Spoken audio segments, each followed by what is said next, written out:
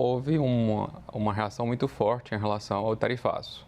No eleitorado brasileiro, o tarifaço foi percebido como um ato injusto, autoritário, agressivo, desrespeitoso ao Brasil, uma punição coletiva não merecida pela maioria, e então a tendência é de punir, de certa forma, a oposição bolsonarista, porque o filho do Jair Bolsonaro, Eduardo Bolsonaro, se encontra nos Estados Unidos, de certa forma, entendo que teve algum tipo de relação com a administração Trump no decorrer desse processo de imposição dessas tarifas que parecem ser mais uma sanção do que tarifa. Ele mesmo disse que é em função do trabalho de lobby que ele efetua.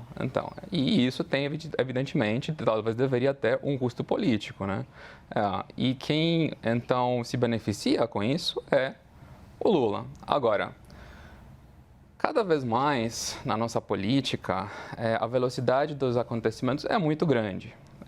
Desde então, tivemos, por exemplo, a prisão domiciliar do Jair Bolsonaro. Isso também tem um impacto eleitoral bastante relevante, tanto é que a gente nem consegue tão bem sedimentar o impacto eleitoral do tarifaço, que já existe um outro evento que se contrapõe e que é, eu diria, mais positivo para o Bolsonaro do que para o Lula. Então, meio que balanceia um pouco essa análise toda que a gente precisa fazer, né? De ponto de vista estrutural, eu entendo que o governo vai ter alguns desafios grandes no fim desse mandato. Quais são? Uma erosão da base socioeconômica do governo. A classe C é hoje em dia o principal antrial do bolsonarismo, onde o bolsonarismo enxerga a sua maior projeção popular. Isso desafia muito o Lula pela frente. A classe C é, de fato, a classe, de ponto de vista econômico ou demográfico que mais cresce no Brasil. De ponto de vista cultural, é talvez a classe mais representativa do que ser popular no Brasil. Existe a questão dos evangélicos, cada vez mais bastante militantes contra o governo. Tudo bem, o censo revelou que o crescimento dos evangélicos não foi tão grande, mas é uma parcela ainda em expansão.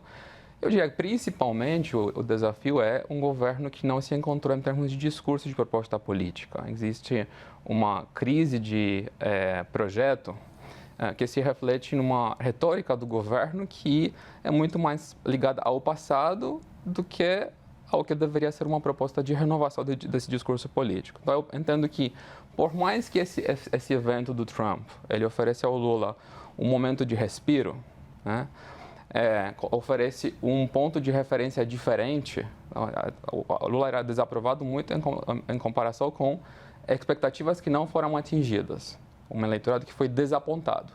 Mas se o ponto de referência vamos comparar as ações do Lula em favor do Brasil com o Trump e o que ele faz em termos de uma agressão ao Brasil e uma aliança que existe entre a oposição de direita hoje e o Trump, então, evidentemente, o referencial ajuda o Lula. Mas não é por isso, eu acredito, que necessariamente esse episódio vai ser uma tábua de salvação, porque ele é algo agora. A eleição ainda tem um tempo até lá.